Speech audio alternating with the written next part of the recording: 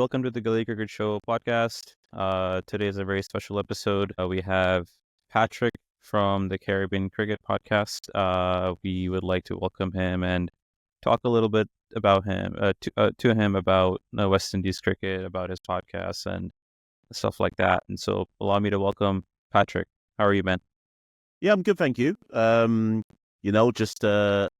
joined you, what is it? So the warm-up game started, the first day of the warm-up game today? I think West Indies reached close at 273 for 7. So I think I've seen enough to know that we're going to win this series 2-0. I think the question is, what you talked about offline was who plays not the better of the two, who plays the worst of the two for these two teams. And I think I mean, coming from past experience, I would say Pakistan has a better chance, given the blunders that they have committed with team selection and pitch preparations and stuff like that. So I have my money on Pakistan. I think with the Windies might have an edge here. I think. See, this is going to be a battle of who can be more pessimistic about their fortunes, because needless to say, I think West Indies stand a greater chance of embarrassing themselves and losing quite badly. But I think after the kind of incessant coverage of the Border Gavaskar Trophy, which of course everyone will say is the pinnacle of cricket, I think it's I think it's great to see that now everyone has to endure Pakistan versus West Indies in the battle for last place. Yeah. So the Windies, they're coming off of a drawn series in Bangladesh, and then they had played against South Africa as well, against South Africa in the Caribbean as well, and they lost that Test series by 1-0. But one of the names that I think a lot of us are talking about is Amar Jangu. He had a really good one-day debut as well. So talk to us a little bit about him, any expectations that you have for him. You know, Pakistan, there's a very highly likely chance that Pakistan will prepare a spinning track. I haven't seen a lot of him playing against spin, and maybe you can shed some light on that. But Amar Jangu, I think he's probably one of the rising stars, just like Shamar Joseph was back in 2023. Yeah, so Amir's an interesting case because Amir is, I think he's 27 now, and we are starting to see clear evidence in the Caribbean that players aren't maturing in our cricket, certainly, until they hit about 27, 28.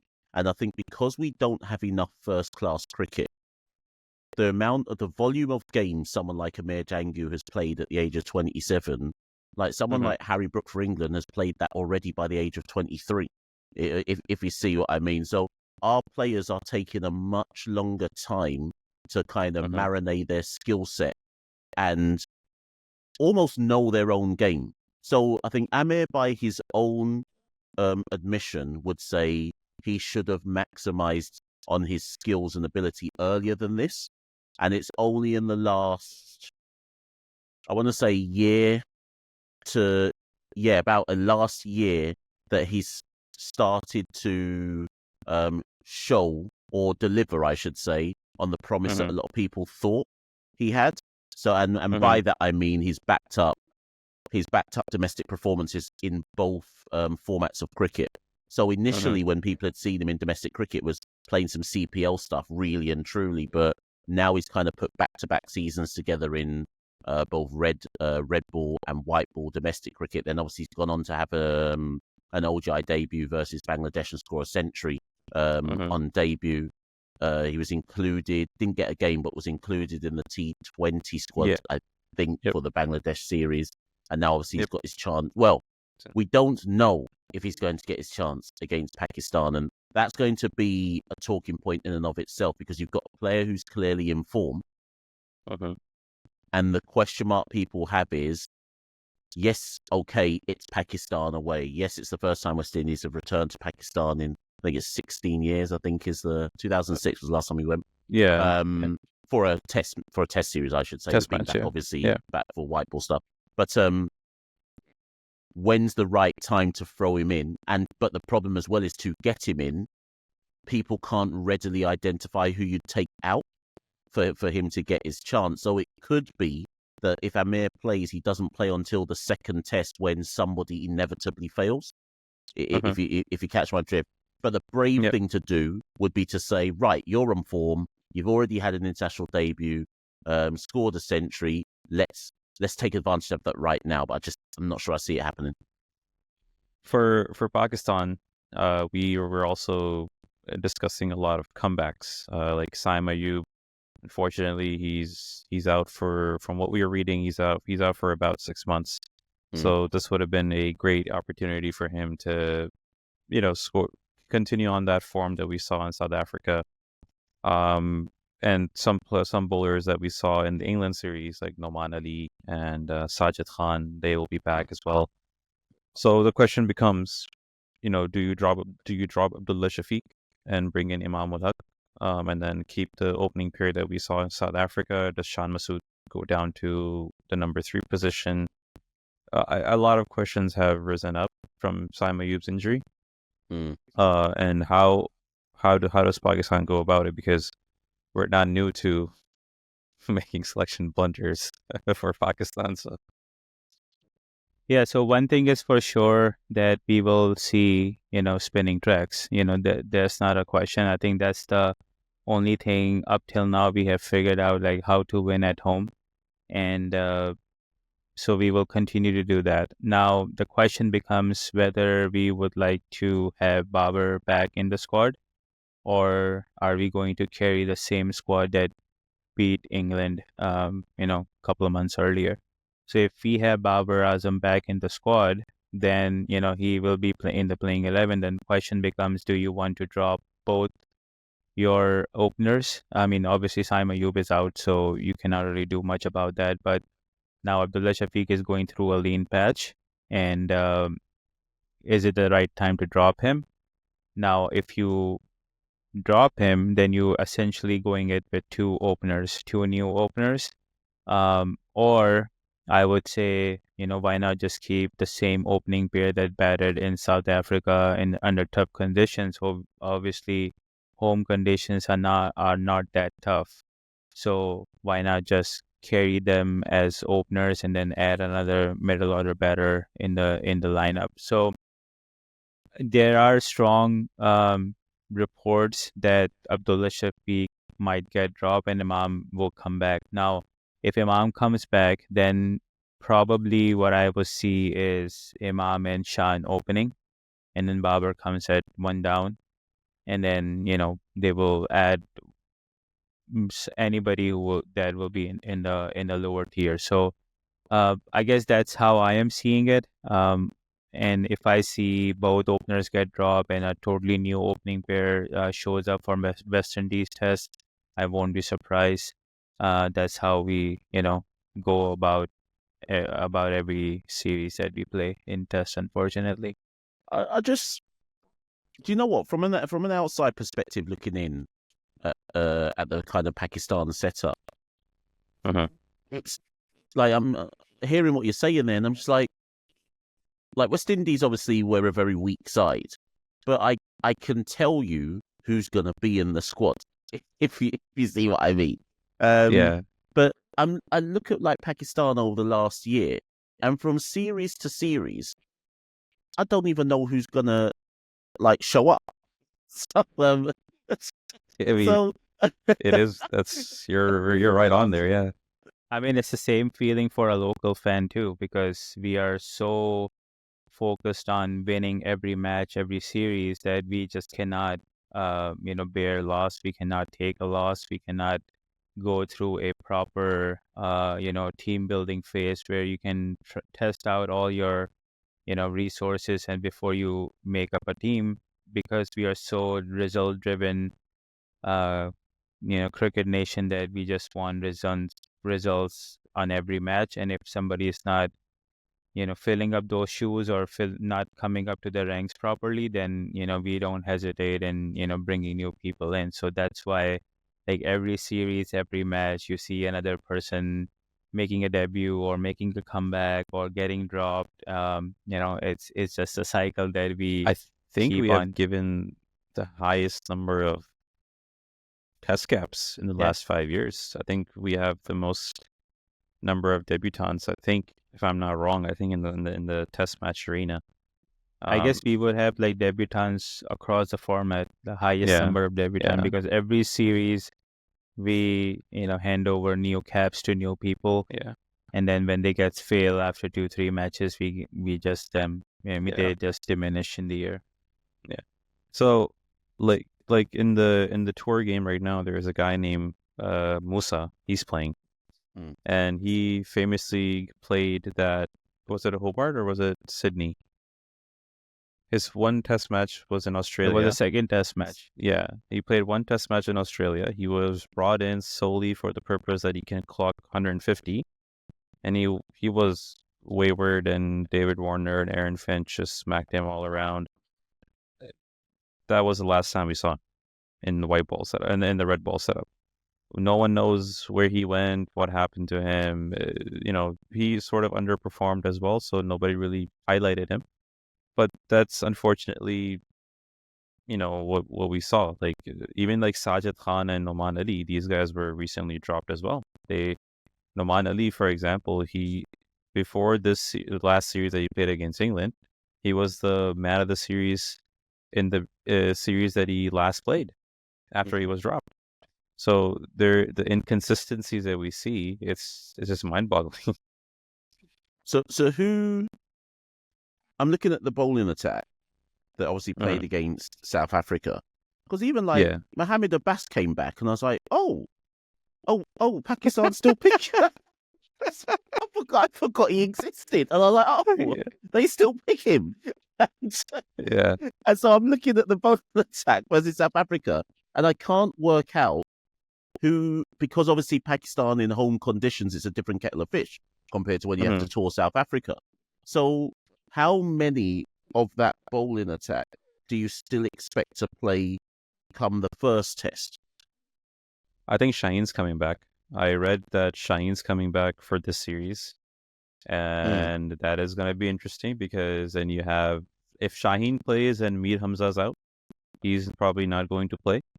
And I believe they are going to go with Shaheen and Naseem as their frontliners, and Amr Jamal to come in and bowl in the filler overs. And I think if they go with the same template as England series, they're going to have opening 10-over spell with the seamers, and then just bring in just spin all the way through.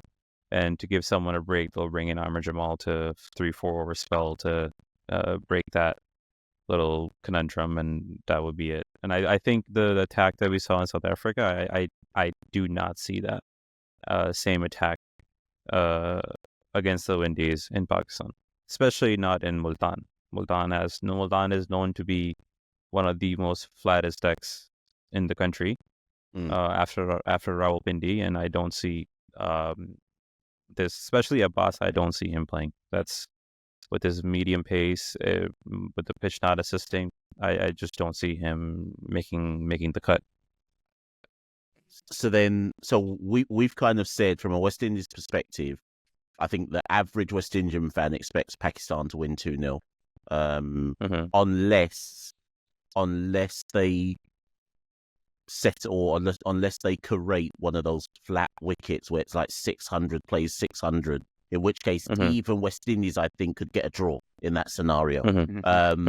But if there is any kind of pitch which gives assistance to the bowlers, I would assume Pakistan would win. But then I do just wonder, I mean, we know our batting lineup's brittle, but then I'm looking at Pakistan's batting lineup, and I don't think that's the best either. No, but ours is definitely not the best. And I think if you guys have, the Windies have 2 left arm spinners. You guys have Modi, and you guys have Warwick, Jamal Warkin. Yeah. So Babar has a long history of struggle against the left arm spin or left arm bowling altogether, whether it's seam or spin. He has found his groove, but we've seen him struggle with the ball going away from him, whether it's leg spin or whether it's left arm orthodox going away from him. And our batting is unfortunately very structured around Babar to a point where if Babar doesn't score, then it just kind of comes down to the point, okay, nobody else really stands up.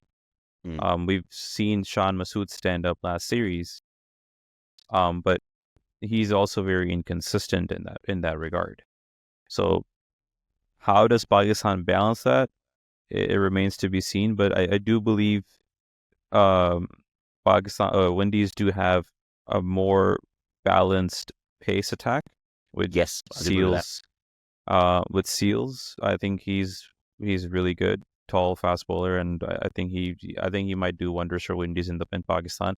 And I think if they utilize the short ball well, because if Imam does come back, he has a long history of struggle against short bowling as well. So Kamran Ghulam, he notably struggled against short bowling as well in Australia and in South Africa.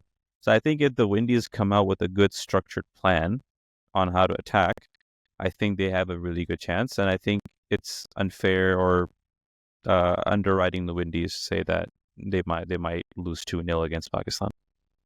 Well, do you know what? You're talking us up better than I could ever hope. But I think I mean, I'm not going to try and pretend I didn't say 2-0. I said 2-0 if Pakistan produce certain kinds of wickets. If they don't, and those wickets are more balanced, I actually think West Indies are in the game. If it's a more balanced bat versus ball kind of deck, but I think both teams are at a weird crossroads in there, and obviously we've just had all the talk of tier 2. I don't know how it's been taken with Pakistan cricket fans, because I'm assuming that Pakistan would have to be in tier 2 with us based on performance. But if they put Pakistan and India don't play each other in tests, but if they put Pakistan in tier 2, I don't know what the ramifications are in Pakistani cricket about what that says about their fall from grace. I mean, we've already recorded an episode on it saying that's exactly where we belong in test cricket. But West Indies are at a crossroads, because obviously Darren Sammy, who essentially is revered in Pakistan in essence, but Darren Sammy is going to become the test head coach after this series is over. So we're kind of in this weird kind of twilight zone where when Sammy comes in, the way we play test cricket may well change. It may well be more. It may be more aggressive. It may be more attacking. He may bring in. Everyone assumes certain white ball players who have never played test matches may well come into the West Indies test side. So this almost is a bit of a, not a dud series, but some players in this series are fighting for their lives. Should they not succeed in Pakistan, I can foresee a scenario where Sammy takes over and goes, "You've had your chance. I'm going to call in a white ball player like Brandon King and say that he now is going to become a test player, or a Shafane Rutherford, or whoever it might be," right? And then I kind of look at Pakistan and think, if Pakistan, and I guess I put it to both of you, let's just say, argument's sake, and it's not outside the realms of possibility, by the way, because Bangladesh did it, and no one would have thought Bangladesh could win in Pakistan. Let's just say, argument's sake, West Indies beat Pakistan. I think that might be the lowest of the low, you know. because if Pakistan go through the World Test Championship and lose to Bangladesh and West Indies at home, like there's no lower low. I'm sorry. I'm not trying to troll. I'm actually being serious. There's no lower low. losing to Bangladesh and West Indies at home. So what do you think would happen? Because I feel like Pakistan cricket has already gone through 150 resets. So what would happen? What what would happen if West Indies won? You can take that. Well, I don't think we can go any lower than that, and because we are so accustomed to being in the lower lower ranks and lower performance wise team, I don't think it's gonna affect much because like I mean, even though West Indies beat us 2-0, we already got beaten by Bangladesh 2-0, right? So like what difference does it make? Like Shan Masood would lose another 2 test matches. So, it's not gonna make much difference, but what it will do on a serious note is that it will raise serious questions on how Pakistan test team is being structured and how we are playing our test cricket. So, and that's the bigger issue that needs to be addressed. And the results are gonna follow how you go about your test match in particular. So, we are now focusing more on, we have this desperate approach where we just need to win games, and then we figured out, okay, let's make it a spin and track. Let's do when the team comes in, let's expose them to 40 overs or only 2 spinners, and let's see how they play. And that's exactly what the West Indies is gonna get because we don't have any other plan. And now if you beat on that, then we don't know what our backup plan is because we have tried everything. We have tried pace friendly condition, we got lost. We tried spin tracks, and if West Indies can beat us on that, then good luck with that because then we don't have any clue whatsoever what to do next.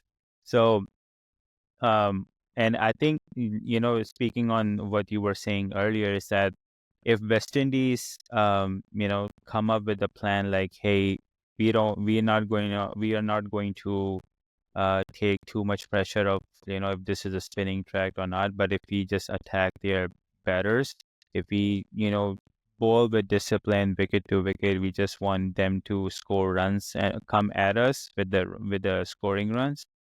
And in the process, if they lose wickets, then that's the only way, the West Indies can dominate Pakistan in these spin-friendly wickets, because we know that the moment the new ball gets a little bit old, the spinners will come on, like inside 10, 15 overs. And after that, like those two are the ones who are going to be bowling majority of the test match. So it's just like West Indies is pretty much going to be playing 2 spinners from Pakistan for majority of the test match because the pacers are going to be just the change of bowlers to give some rest to the spinners. That's how it will go in these 2 test matches. Are you? I'm not critiquing it. I'm not critical of it at all because I think when you're near the bottom, as we both are, any win is a win at this particular point in time. But where do you stand then on the line of if Pakistan can win test matches at home by essentially not creating, but curating pitches that favour spin and assume that they can essentially outspin any opposition that comes to them, but then can't travel away from home, which is inevitably what would end up happening in the long run, I would assume. Are you fine with that because of how chaotic everything has been in the most recent history? Like, is it a case of, so for example, in West Indies cricket, we just want the team to learn to win. We don't care how it happens, and we don't care if it means that we only let touring teams come to us in certain places where we know we're going to be better than the touring team. Just find a way to win. Is that where Pakistan cricket is for you? It's like, however you have to win, just find a way to win, and maybe that might breed confidence to start winning in general. I think the main issue with Pakistan cricket right now is like they're looking for some sort of a stability, and when it comes to captain, when it comes to the overall management, because everybody is new and they don't even know like how long they're going to last, right? So what what winning does to something like Pakistan is that it will provide some sort of calmness and stability. Like, hey, nothing, like not everything is on the loose, right? We have certain things that are under our control. This is the way to go at home. We will prepare spin pitches. We will win that way. That how India used to do, for a longest time. But the problem with that is that if some team comes in and let's say they prepared, if we take an example of Bangladesh series, they specifically prepared pace friendly pitches because Bangladesh in their home soil, they tend to attack with spin, right? So they said, okay, let's counter that. We will prepare pace friendly wickets. We will play 4 pacers, and then that's how we're going to deal with it. But then we lost 2-0 because they outplayed us. Their bowlers outplayed us. Their batters outbatted us. So now they didn't have any other backup plan. So now they went into the spin track, and it initially provided some results. But then if this strategy backfired against West Indies, then like I said, they don't have any other plan. Like, now where to go? Where are you gonna go with? So winning 2-0 against West Indies, it will basically give them some sort of comfort. Like, hey, we beat England with this strategy. We beat West Indies with this strategy. Let's shut this WTC cycle off with a win. We will come back stronger in the next cycle. We have even for Pakistan, next cycle looks pretty favorable in terms of how they're going to qualify. Whether or not they qualify, it's just a different story. But like it is still more favorable. So I guess winning in this Test series will give them some sort of breather. Like this setup, whatever we have going on, is some sort of fashion. Template going forward. Right, and it's working somehow, right? So foreign tours, we don't really do much well anyways, because we last won our Test match in South Africa back in 1998, and then in Australia in 1995. So like since then we have never won a Test match. So it doesn't really matter if we play on spin pitches in Pakistan or pace friendly. We still are not doing well in these tours. England, on the other hand, it's more suitable for us because we have been competitive over there because of the swinging conditions and overcast conditions and whatnot. But after this baseball introduction to Test cricket, I would doubt we will become competitive over there as well. So yeah, I mean, I guess the answer is that they are looking for this sort of template to give them stability, so to give them comfort, to grow in their own in their own spaces. And then after that, when comes the next cycle, the tech cycle, that's when they will start preparing for better outcome or better team that will produce some more results. I can tell you what's going to happen if they lose. I think the cushion right now is, I think the bigger focus is on Champions Trophy that Pakistan's going to host. So I just have a feeling that if Pakistan does lose, or if they draw the series, I have a feeling that it might just go unnoticed. It might just not invite the flames that if it would on a normal calendar year.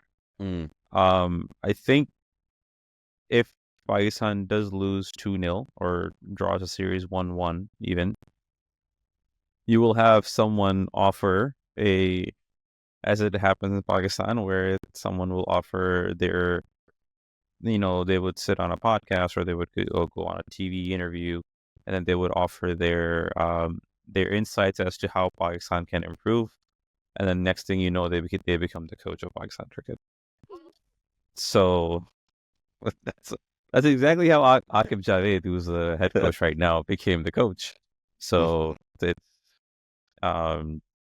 might not it's not too far away, I think. But Um, but I think one thing I want to talk about is Joshua Da Silva. He's the one guy that I've been seeing, and I don't remember a whole lot of impactful performances from him. I think he averages around mid-20s right now with a high score of 100 not out. How do you think do you suspect that he could be one of the players that is in survival mode in the squad? I think so. I've got a lot of time for Josh. I think he's a gritty batter. I think he's got a few technical issues that don't seem to resolve themselves. And it's going to be very interesting to see how he plays spin in Pakistan. I think he tends to leave a big gap between bat and pad. As a result, he sometimes ends up being either a ball through the gate or an LBW, like plumb in front candidate. That said, once he's in, he is able to grit out innings. I'm not saying he'll always score 50 plus because the stats tell you not, but he might get you a 37 or a 40 or whatever it might be. And it's not that he doesn't have ability. You don't go to Australia and score 80 odd like he did at the start of this year. You don't score a century against England at home if you don't have some kind of ability. I think there's the major thing that works against Josh is, and I've asked Josh this personally, I said, so in domestic cricket, Josh bats higher than he does for the West Indies. And sometimes in domestic cricket, he doesn't even keep. He just plays as a pure batter. There's a lot of us in West Indies cricket who've said, don't take the gloves off him. Let him actually just play as a batter. He's not he's not like a counter-attacking wicket-keeper bat, right?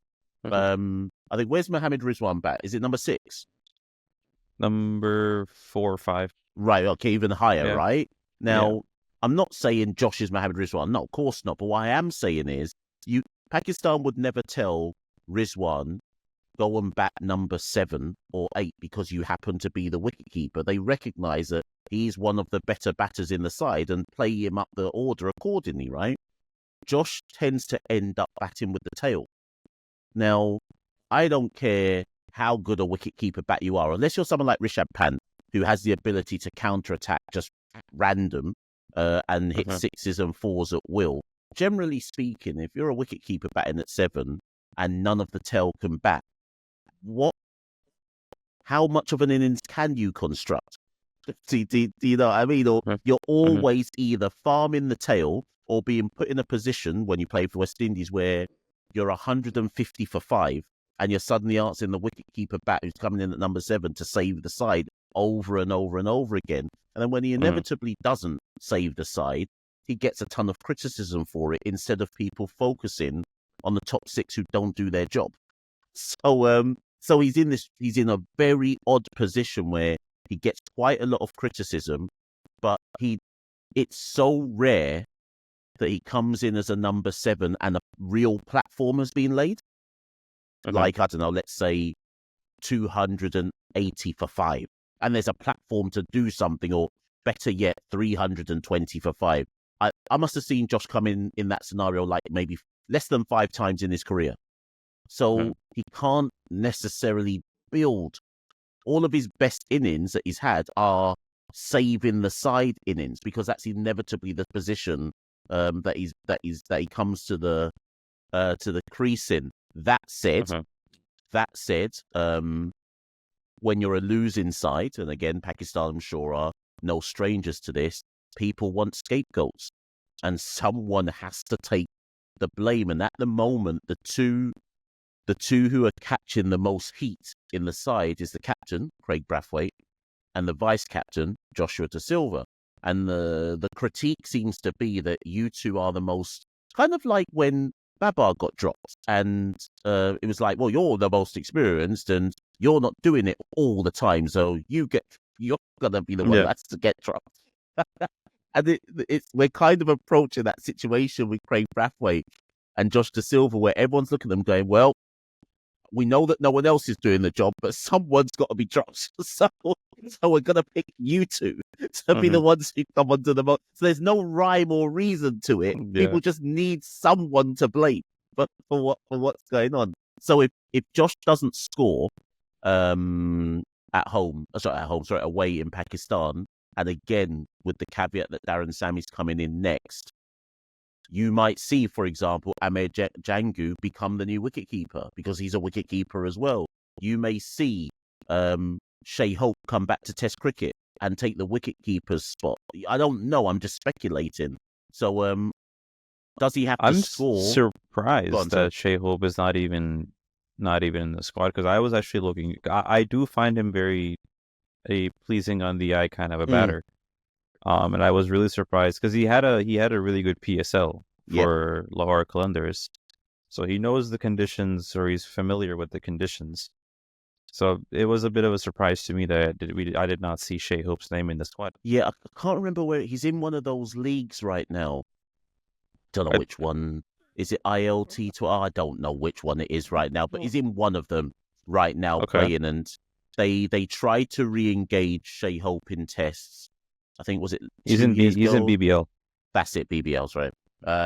They tried to re-engage him in tests a couple of years ago, and he said that he felt that he needed to go and play a bit more red ball cricket to reacquaint himself. He had a bit of a county stint with Yorkshire, so he's been doing some stuff. But don't know. I mean, I'm assuming he's going to play PSL this year. He didn't get an IPL deal. I would assume he's going to be a highly sought after. He's in the draft. But, I would be shocked if a PSL team doesn't try to pick him up. I would be shocked if he doesn't get a deal.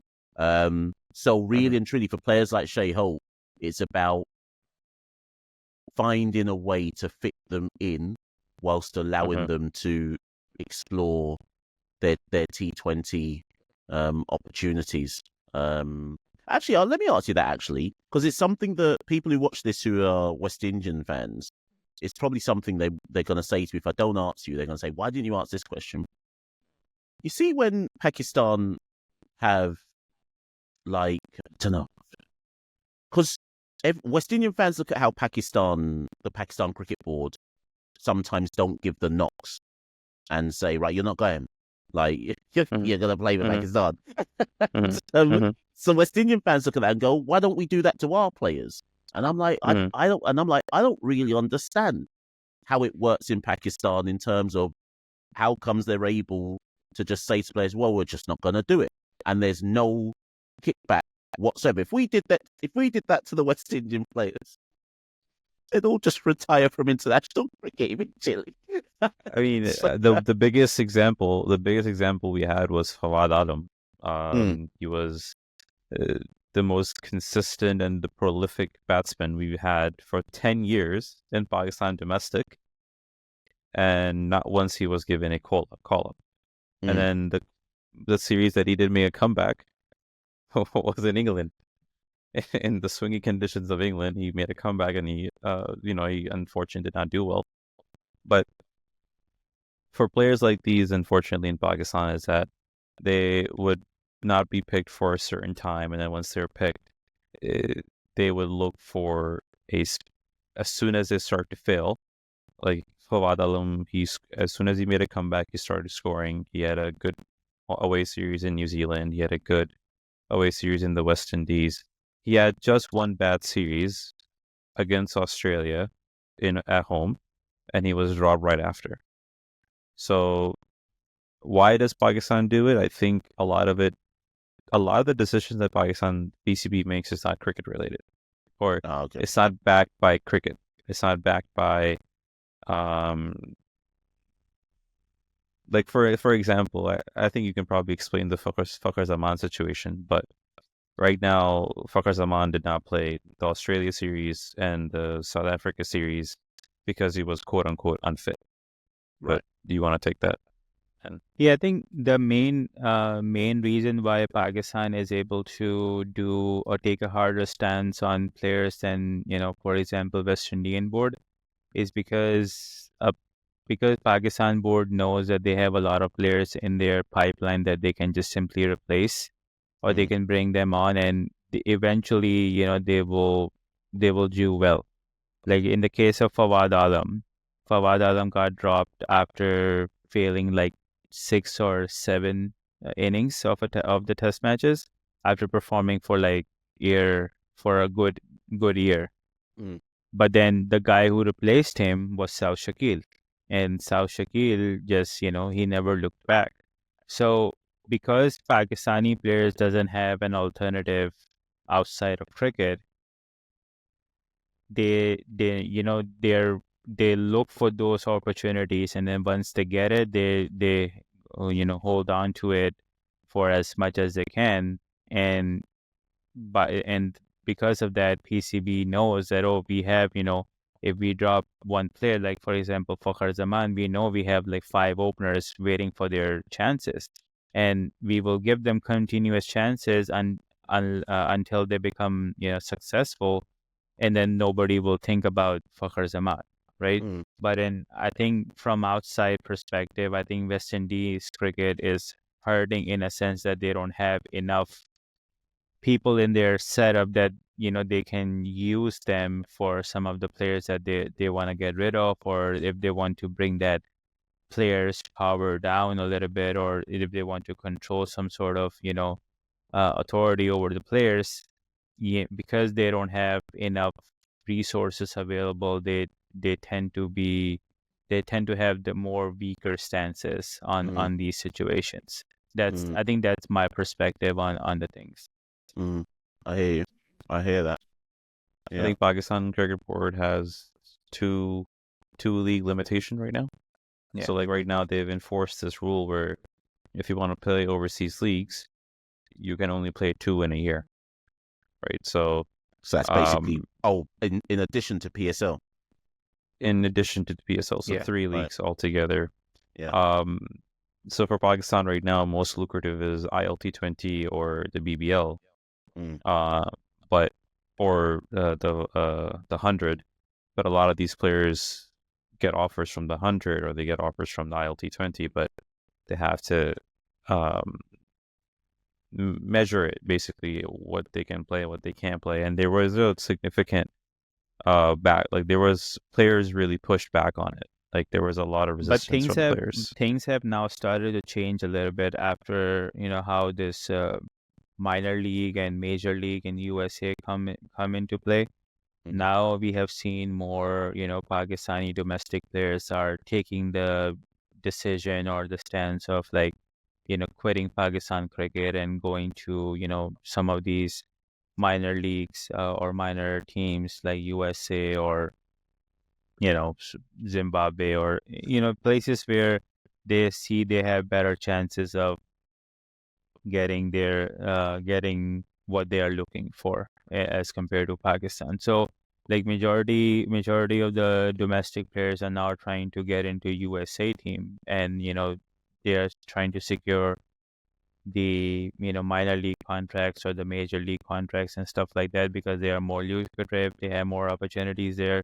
But then they have to let go Pakistan cricket. But that's the decision that these people are now tend to make, because there is huge money involved. So that's another aspect. Like Pakistan, the players doesn't have much exposure when it comes to like securing lucrative deals and exposure to some of these bigger leagues.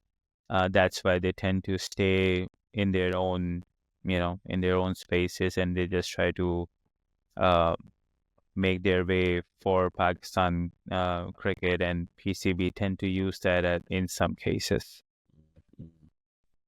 Yeah, I mean, ultimately we shall see how this the test series evolves. Yep. I think the one thing I haven't mentioned, and I should just say for the kind of Pakistan fan audience, is that we don't. I mean, maybe every team can say this to an extent, but our squad is so inexperienced. In fact, even Craig, I think, even when you look at the white ball teams that have gone, I don't think there is any player in our team that has ever been played in Pakistan. Not even in like PSL or or any white ball tours, there isn't any player there that has any experience. Craig Brathwaite played against Pakistan when Pakistan had to play their home games in UAE. Yeah, he played in one because there was that test where we lost 2-1. I think it was 2016.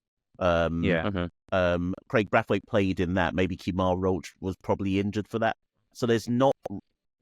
I don't know how much that plays a factor. I'm assuming it will play a big factor, but I don't know. Then because for Pakistan themselves, obviously Pakistan came to play us in 21. It was in the pandemic. It was 2021 because there was no fans in the stadium.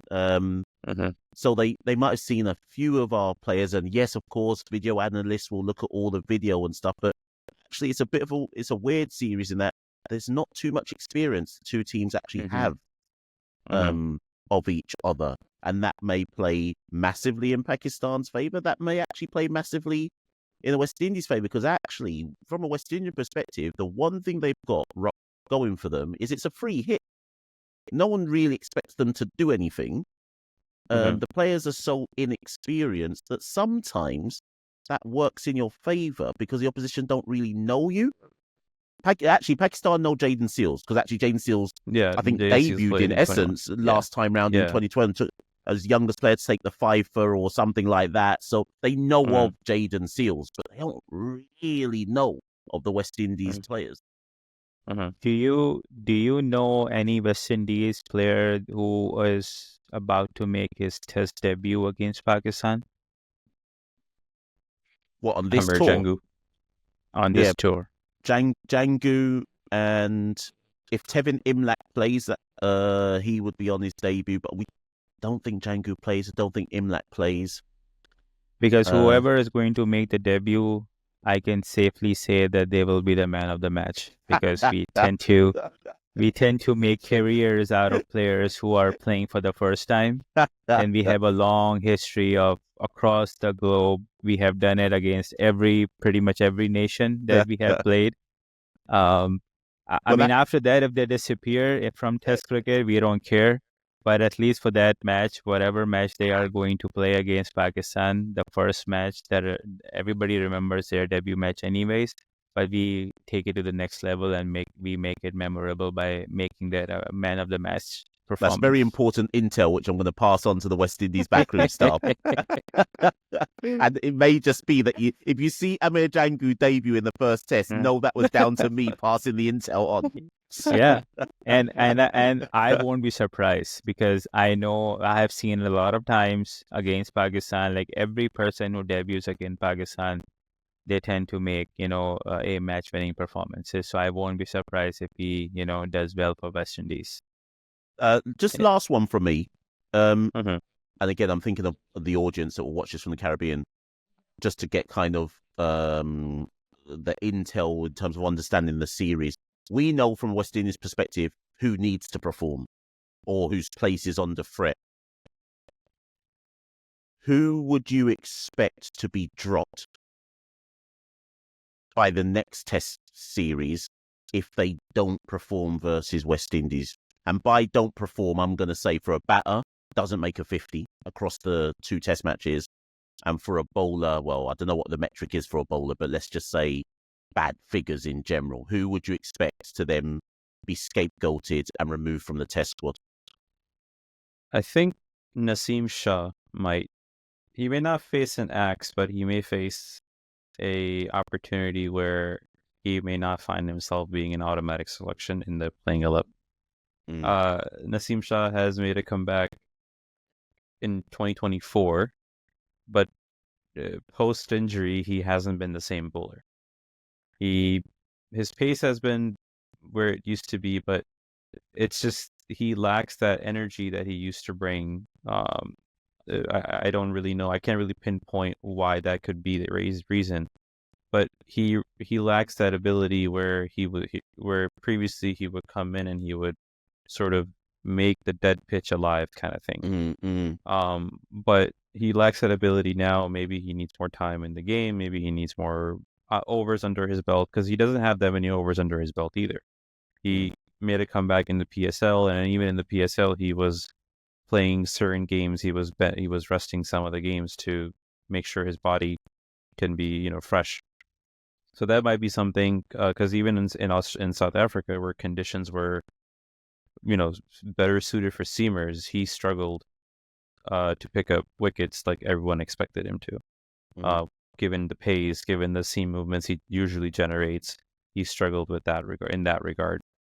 I don't think there are any batters who might face an axe or who might be in survival mode. Because Babar has 350s now. Shan Masood's coming off of a century. The only person that's already dropped is Abdullah Shafiq. I don't see him getting in. I don't see him in the squad, even though the squad is not announced. I just do not see him making it to the 11, and that's where Imamullah comes in. I think the only person that would face an axe would be Imamullah if he does not perform, because by that next series, Saim Ayub will be fit, of course, yeah. and then he'll be able to come in or walk into the team. So I think these two players would be my players who might be considered survival mode, at least in the red ball format. What do you think? Yeah, I think same case. If they choose to go with Abdullah Shafiq as an opener in this series, then one thing is for sure is gonna be the last series if he doesn't perform against West Indies, because it's gonna be spin friendly wickets. So I don't think bowlers will come under radar like pacers. But I have a feeling that they might go with the theory that we need to give rest for our players who are going to be in Champions Trophy. So like people like Naseem Shah, Shaheen Shah, the players who are expected to be a Champions Trophy squad, they might not even play in this series. That's just my contention. I think I have read enough on this part that they may go in this way. And then I think it also backs to the point where Akif Javed in South Africa tour was saying that he believed that the test team should be separate of the white ball team. So as in a completely different side for this series compared to the Champions Trophy? No, basically what they were saying is like he thinks that Pakistan should have a completely different team when it comes to red ball, and a completely different team with the white ball. So if they have that thinking, and Akif Javed is not just a coach, he is basically driving the cricket aspects in the PCB. So we may see like all the domestic players playing like who are specific to red ball only. I think we may see players who are specific to red ball only are playing in this West Indies series. Now exception would be like Babar or Salman Ali Agha, because they are now playing multiple formats, so they will be there. But other than that, they will have focus more on the red ball players for Test cricket. So I think that's how they are planning to go. And I think this could be the series where you have nothing to lose, you have nothing to gain out of this. So maybe they can start experimenting on that theory from this series to go with all red ball players and give rest to your white ball players before Champions Trophy and Tri-Series that is coming up after the West Indies series. It's interesting. That's interesting. Do you know what? I hadn't even thought that, because actually, as you've explained that to me, certainly in this series, because there's me saying to you, oh, this is a free hit for West Indies, but there's a chance for Pakistan to treat it as, well, actually, we're both rubbish. So let's just have a look at some players because we can. Because ultimately, I am assuming that a Pakistani fan cares more about how Pakistan performs in the Champions Trophy, because it's a home tournament, versus a standard 2-0 win, whatever it might be, versus the West Indies. So that, I hadn't seen it like that. There's an opportunity here to have a look. But cricket, I'm not sure how there's lots of teams are risk averse as opposed to taking the big risk and doing what we're suggesting there. Yeah. All right. I think we've discussed everything we wanted to. Patrick, I would like to thank you for joining our platform. I really appreciate you taking the time. I hope you enjoyed this conversation, and hopefully we for can sure. Do a little bit more. So guys, if you are new to this channel, please go ahead, and if you're new to the Caribbean podcast, please go and check out Patrick's channel. He discusses a lot about the Caribbean cricket and Caribbean cricket as a whole. If you're new to this channel, please like and subscribe, share your thoughts in the comments below. Up until next time.